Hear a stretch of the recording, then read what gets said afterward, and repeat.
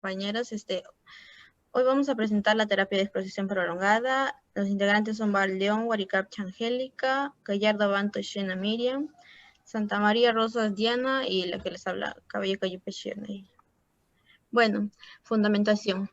La terapia de exposición prolongada es un tipo de terapia conductivo-conductual en la que se pide a los pacientes que revivan la experiencia traumática que les hace sentirse ansiosos, con angustia y todo eso.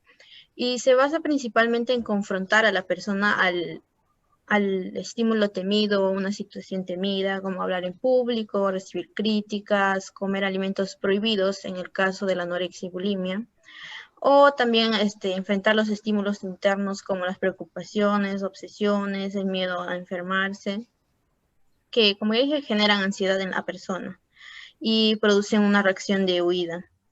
Esto se logra gracias a la habituación al estímulo, gracias a que la persona empieza a hablar, a contar al terapeuta sobre la situación y por lo tanto la respuesta de ansiedad o miedo es extinguida.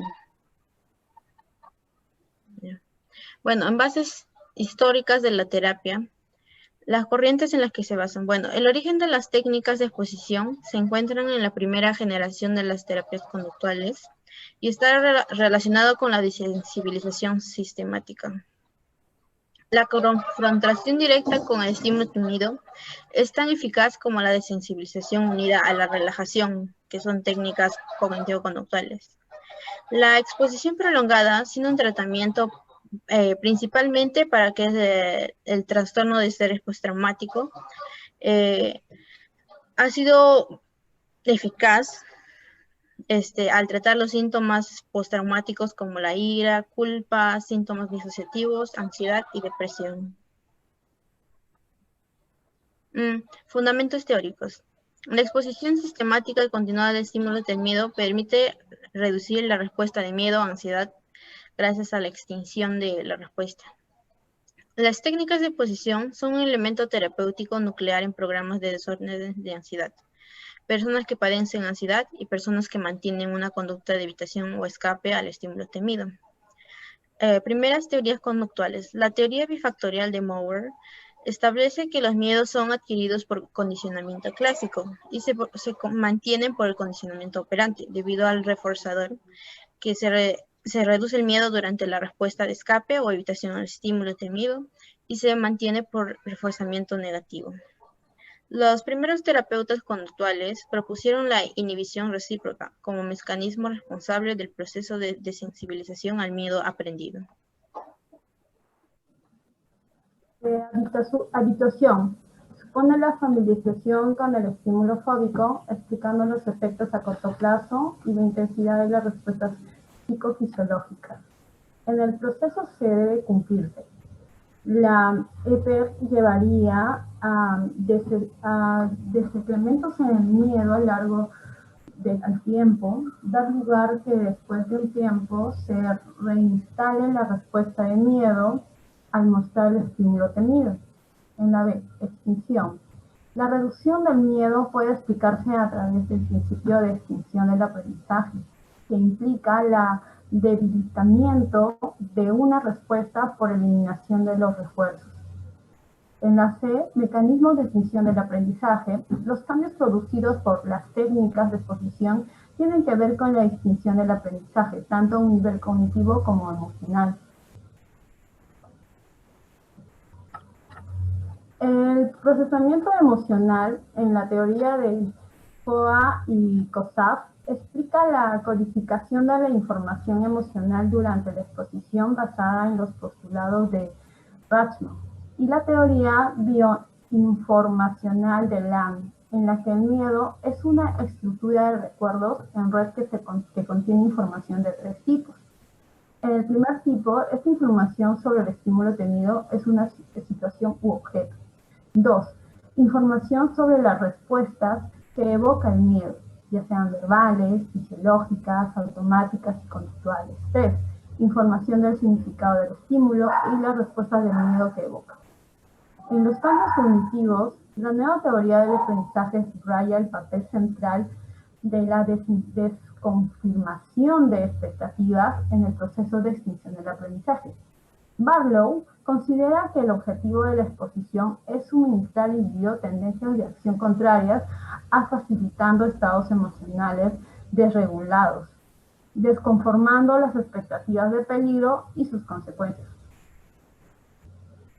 Ahora, los autores como Barlow, el objetivo de la exposición es suministrar al individuo tendencias de acción contrarias a las que facilitan los estados emocionales desregulados, desconformando las expectativas del peligro y sus consecuencias. Ahora, Foa y Kosaf en 1985 nos dice, autores que desarrollaron la terapia de exposición prolongada consideran como un tratamiento basado en la exposición imaginaria y en vivo de los estímulos asociados en el evento traumático. Ahora, Foa, Hembree, Kangi, Rao, Green, Fenny y Janin en el 2005 nos dicen que la terapia de exposición prolongada, su objetivo es que el paciente pueda tener un nuevo aprendizaje de la situación experimentada a través de la exposición al evento traumático en una condición controlada, dando paso a una nueva asociación. Ahora, el tratamiento incluye 4 áreas, que es la psicoeducación, técnicas de control de ansiedad, la exposición en vivo y la exposición prolongada.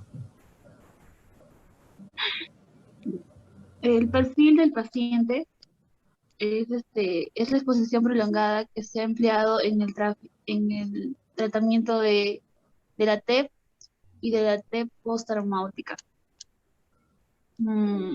Aquí se jerarquizan las imágenes según su grado de amenaza y de la terapia que busca equilibrio entre el abordaje de los resultados y de la conclusión de los elementos. La exposición prolongada también tendrá como objetivo ayudar a enfrentar sus miedos, hablar sobre los detalles del trauma y confrontarlos sobre situaciones seguras. Siguiente.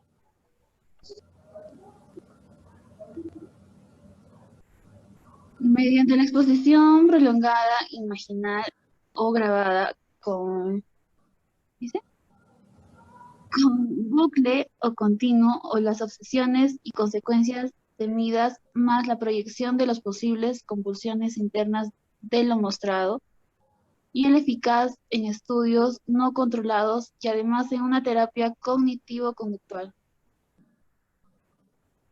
El TOC ayuda a controlar esos síntomas fisiológicos que frente a las situaciones que los ocasionan, cuadros de ansiedad y miedos de frustración. Siguiente.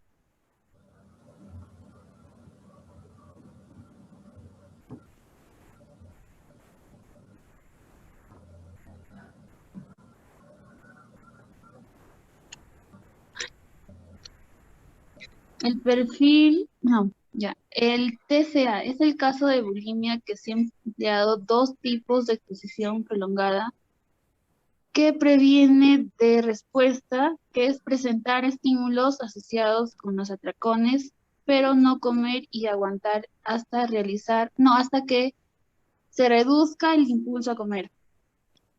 El segundo es comer alimentos que provoquen deseos de vomitar, pero sin poder expulsarlos durante 1 o 2 horas y media. Trastornos fóbicos. La exposición es útil para pacientes muy evitadores o extremadamente ansiosos y para aquellas situaciones determinadas que son poco frecuentes en la vida.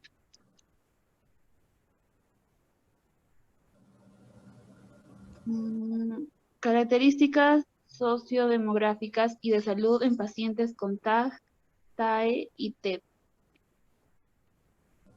Ya. Siguiente. Eficacia terapéutica. Efectos del tratamiento. Bueno, la terapia de exposición prolongada ayuda a enfrentar el estímulo que causa miedo o ansiedad o angustia. A través del habla sobre los detalles del trauma, cómo sucedió, dónde, cómo fue, y a confrontar las situaciones que ha estado evitando, siendo así como los síntomas disminuyen y la persona recupera el control de su vida, ya que esto le afecta en distintas áreas de su vida, en el trabajo, en la familia, en lo personal.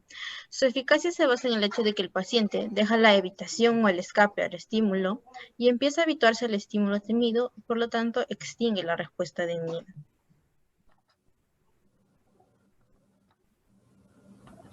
Mejoras. Con la exposición, la mayoría de los pacientes experimentan la habituación en las primeras sesiones, al margen de que el programa se efectúe completamente, que puede llevar semanas o meses. Después de finalizada la terapia, los pacientes pueden experimentar a veces recaídas, pero esto deben aprender a aplicar de nuevo la exposición y se vuelve a mejorar. Se consigue a través de unas breves sesiones y se restablece en general más rápido que en las primeras aplicaciones. Entonces, podríamos decir que a mayor cantidad de exposición es mayor la tasa de mejoría en la persona. Costes. Bueno, la tasa de abandono de estos tratamientos está alrededor del 20%. Dada la naturaleza aversiva de la exposición en situaciones y objetos temidos, resulta un procedimiento altamente negativo para las personas, por lo que muchos deciden abandonarla antes de finalizar. En los casos, por ejemplo, graves del TEP, se encuentra una tasa alta de resistencia y de abandono de los distintos tratamientos, sobre todo si no se inician de forma precoz. Entre los efectos secundarios, tenemos que el programa, al ejecutarlo, primeramente crea ansiedad, crea cogniciones catastróficas, activación autonómica, estrés, pueden surgir también pesadillas, una situación de ansiedad general, pero dichos efectos secundarios desaparecen a medida que avanzan las sesiones de exposición. Interacciones con otros tratamientos. Bueno, antes de iniciar con la terapia de exposición, el terapeuta enseña al cliente algunas técnicas para poder enfrentar mejor la exposición, como la desensibilización sistemática, para que asocie los objetos, las actividades o situaciones temidas que va a hacerle frente con la sensación de relajación, el control de respiración. Cuando nosotros nos sentimos ansiosos, agobiados, no hay una adecuada oxigenación en nuestro cuerpo. Entonces, el control de respiración ayuda a que haya una adecuada oxigenación, un mejor funcionamiento de los órganos corporales y un menor gasto energético. Entrenamiento en habilidades sociales. Son conductas que debemos aprender para lograr el éxito a la hora de conseguir una meta personal y poder manejarnos mejor en situaciones sociales. Esto se realiza a través de prácticas de role-playing. Y por último, las técnicas de autoinstrucciones de Menckenbaum. Bueno, estas son afirmaciones que nosotros mismos nos decimos, en las que decimos cómo debemos actuar, qué debemos hacer, cómo debemos comportarnos ante estas situaciones de miedo. Por lo que esto sería como una reestructuración cognitiva, de cambiar el método, la forma de pensar o actuar ante una situación. Entre las ventajas tenemos, por ejemplo, que en el caso de las adicciones, la exposición produce unos mejores resultados duraderos a largo plazo, mientras que los psicofármacos producen una mejoría, pero solo a corto plazo, y no se está tratando, solo se está tratando de controlar los síntomas. Ayuda a minimizar la ansiedad causada por los estímulos que lo producen a raíz de la habituación a la presencia de los mismos estímulos que nos causan miedo o ansiedad. Da al paciente la oportunidad de practicar las respuestas de afrontamiento en una situación real, en el caso del role-playing. Podemos conocer mejor los puntos débiles, las debilidades del paciente, como también las fortalezas. Por lo tanto, podemos corregir las debilidades y potenciar más las fortalezas que tiene. Y ayuda a mentalizar al paciente que muchas veces va a ser imposible evitar esa situación temida, y entonces lo prepara para enfrentarse en la vida real. Bueno, las desventajas que tenemos, bueno, es un tratamiento intensivo y potencialmente desagradable para estas personas, ya que debe exponerse a una situación temida y permanecer durante un tiempo significativo.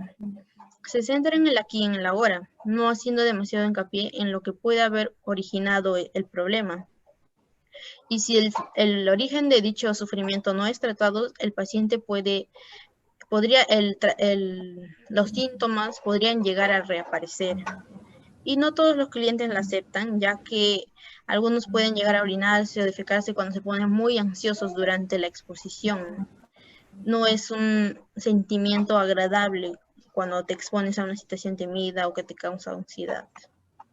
En las situaciones diversas, bueno, la terapia de exposición prolongada se creó principalmente para tratar lo que es el trastorno de estrés postraumático, ya que es útil en las reviviscencias y en las pesadillas, pero también ha sido aplicada en otros trastornos como el trastorno de en las adicciones, en la bulimia, en la anorexia, también cuando son hechos catastróficos que nos han sucedido, como accidentes, incendios, desastres naturales, violaciones. En muchos de esos casos también ayuda en lo que es la exposición prolongada.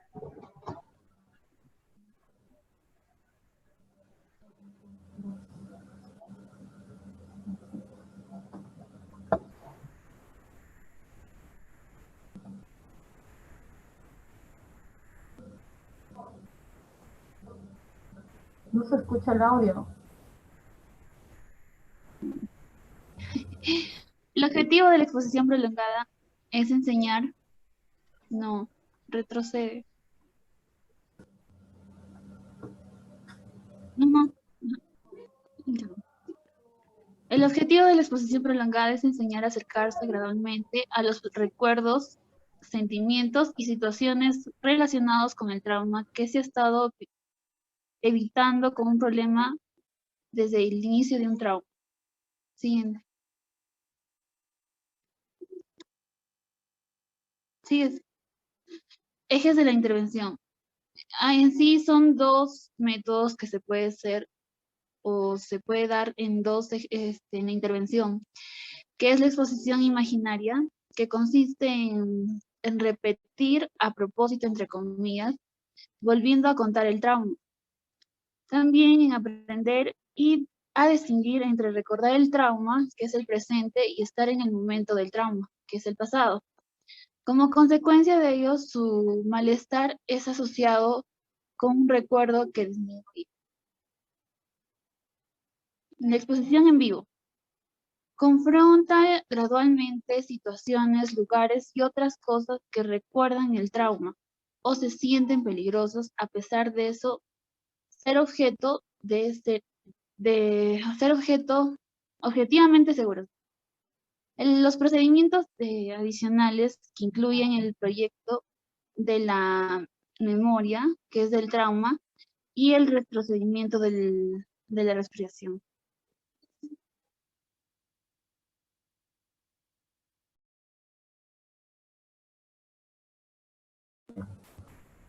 Voy a empezar hablando de los procesos de intervención, pero para ello tengo que mencionar que existen diferentes métodos de exposición prolongada y ellos distan en los siguientes aspectos. La graduación de exposición. Cuando hablo de graduación de exposición, es que estoy hablando que, bueno, ahí poco a poco se va a ir incorporando a la escena estímulos auditivos, estímulos visuales, estímulos olfativos. Cuando yo hablo de escena, ahí estoy hablando de la rememoración del trauma. Poco a poco se va incorporando a esa escena esos tipos de estímulos. Y también podemos poner otro ejemplo en caso de graduación de la exposición. En caso de la pena mórbida, por ejemplo, comienza con la imaginación integrando una experiencia agradable y luego poco a poco se va avanzando hasta llegar al hecho, al momento de la pérdida. Por eso que se llama graduación de la exposición. Luego seguimos con las estrategias de afrontamiento. Estas estrategias se pueden emplear durante o después de la exposición. La forma de presentación de las escenas, bueno, ahí se va a emplear, en esta forma de presentación de las escenas, va a haber diversos modos. Por ejemplo, ahí el terapeuta puede empezar relatando o hablando la experiencia, mientras que el paciente solo va a imaginarlo, ¿no? O también podría ser, en el caso de otra forma, cuando el paciente empieza a verbalizarlo en voz alta lo que está imaginando. Ahora, en caso de la evaluación periódica a nivel de ansiedad o de la viveza de la imagen, esto se va a dar de poco a poco, o sea, se va a incorporar de cada 5 o 10 minutos se va a dar ese recuerdo. Y en caso de la estrategia de rebobinar y de mantener, o sea, aquí se reconoce una cierta emoción que es intensa y se le va a pedir al paciente de que mantenga esa experiencia y que retenga esa imagen, mejor dicho, para luego ir analizando poco a poco lo que ha logrado visualizar en esa imagen. En la imaginación deliberada y las consecuencias temidas, bueno, aquí el paciente tiene que tener en cuenta de que al imaginar todas esas cosas también van a ocurrir ciertas consecuencias, pues, ¿no? En caso de criterios para dar terminada la presentación de la imagen, si es una reducción, ese caso se va a dar solo cuando hay una reducción del malestar más o menos en un 40 o 50%, o también cuando se alcanza un nivel muy bajo de ansiedad, como por ejemplo 2 o menos de la escala que sea de 0 a 8, más o menos algo ahí.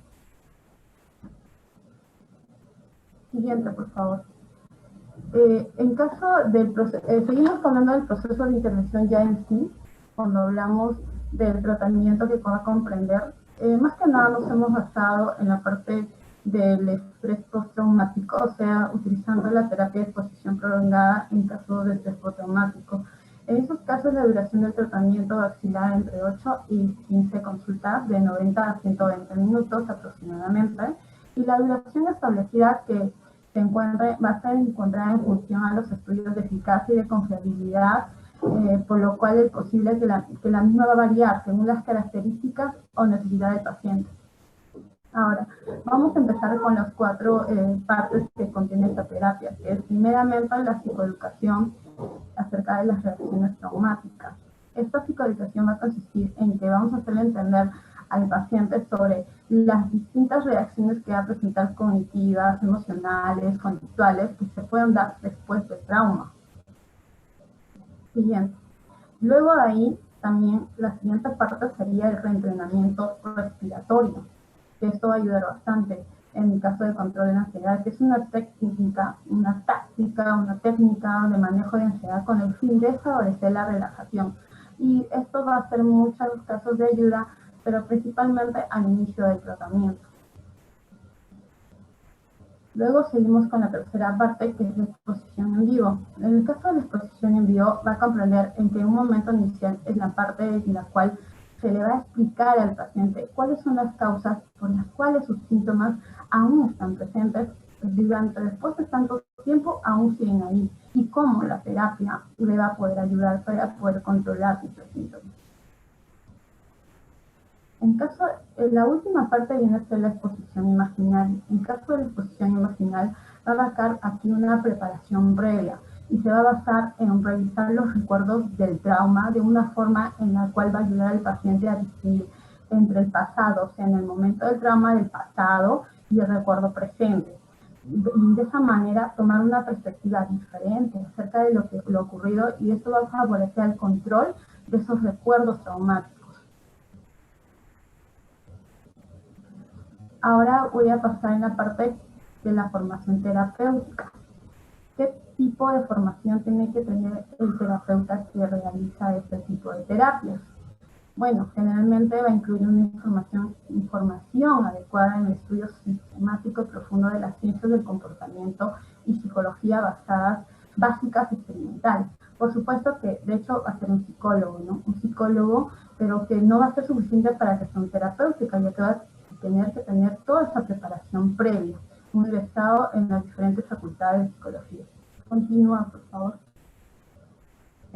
Formación terapéutica, seguimos en eso, y tenemos que mencionar que existen diversos centros de formación, en los cuales solamente vamos a mencionar algunos, y entre ellos tenemos al Instituto Peruano de Psicoterapia Cognitivo-Conductual, llamado IPSICOP, su curso de formación es una clínica de psicoterapia cognitiva conductual, y el contenido está en formación que se va a desarrollar, va a ser de 2 años, y como requisitos piden poseer un título profesional de médico psiquiatra, psicólogo o egresado en psicología, y aprobar, claro, las entrevistas de admisión. Luego tenemos al Psicotrep, que desarrolla también ahí un largo de 2 años o 3 meses, y sus requisitos es ser profesionales psicólogos, psiquiatras, estudiantes de último año de estudios de esta carrera y que residan en Lima y desean formarse como psicoterapeutas en el modelo de TEG y cognitivo-conductual. Luego, por último, el Instituto de Psicoterapia Cognitivo-Conductual de BEC, que tiene una duración de 12 meses. Cabe mencionar que solamente son algunos de los centros que existen para la formación de un terapeuta cognitivo-conductual. Gracias, eso sería todo. Gracias.